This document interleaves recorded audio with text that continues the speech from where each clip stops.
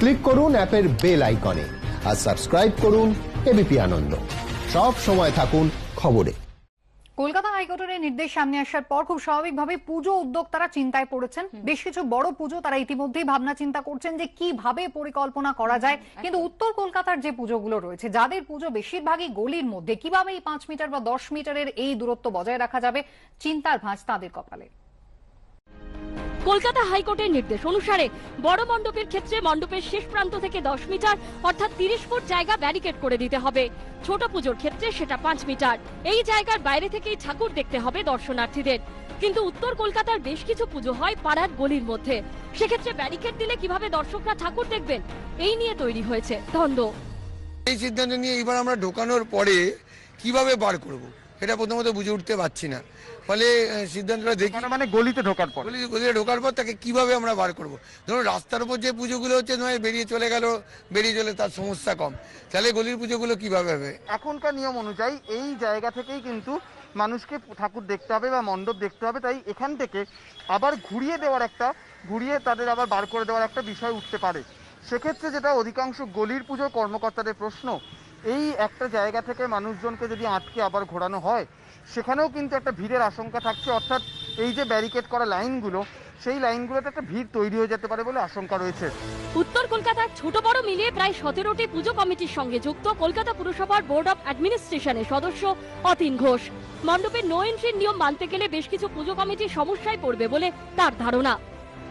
তো সর্বতই আমরা খুব চিন্তিত যে হাইকোর্টের নির্দেশকে যদি মান্যতা দিতে হয় তাহলে টোটাল পুজো প্যান্ডেলই ক্লোজ ডাউন করে দিতে হবে। অর্থাৎ সেই গলির মধ্যেই কাউকে প্রবেশ করতে দেওয়া হবে না এবং কাউকে প্রতিমা দর্শন করতে দেওয়া যাবে না। কলকাতার স্বাস্থ্য বিভাগের ভারপ্রাপ্ত হিসেবে আমি মনে করি যে যেভাবে মানুষ রাস্তায় বেরিয়ে পড়েছেন, সরকারি নির্দেশিকা মানছেন না, বহু মানুষ মাস্ক পরছেন না, সেক্ষেত্রে একটা নিয়ন্ত্রণ দরকার আছে, নাহলে এই সংক্রমণকে নিয়ন্ত্রণ করা যাবে না।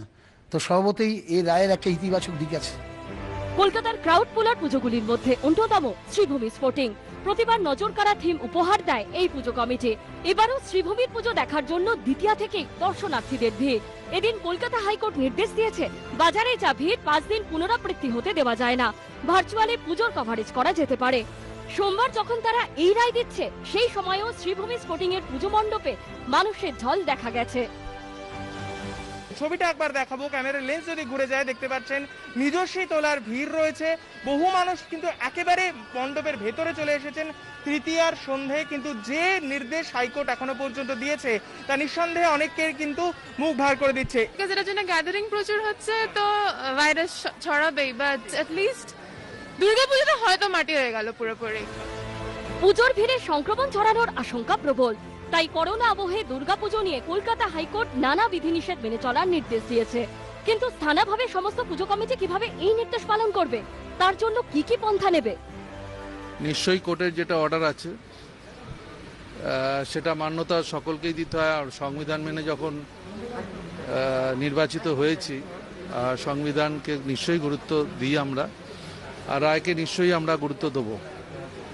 কিন্তু ব্যাপারটা হচ্ছে এটাও মনে রাখতে হবে, আমার মতো আমি হয়তো ম্যানেজ করে নিতে পারবো, কিন্তু অনেক পুজো আছে এই কেন্দ্রে, তাদের অনেক অসুবিধে হয়ে যাবে এই সময়ের মধ্যে ম্যানেজ করা। এরই মধ্যে করোনা সংক্রমণে ফের রেকর্ড রাজ্যে। একদিকে আক্রান্তের সংখ্যা 4000-এর আরো কাছাকাছি। সোমবার রাজ্য স্বাস্থ্য দপ্তরের বুলেটিন অনুযায়ী গত 24 ঘন্টায় বাংলায় রেকর্ড আক্রান্ত হয়েছেন 3992 জন। অর্থাৎ একদিকে বাঙালির আবেগ, অন্যদিকে করোনা সংকট। এক অদ্ভুত পরিস্থিতি। অরিত্রিক ভট্টাচার্য, ঋত্বিক মণ্ডলের রিপোর্ট, এবিপি আনন্দ, কলকাতা।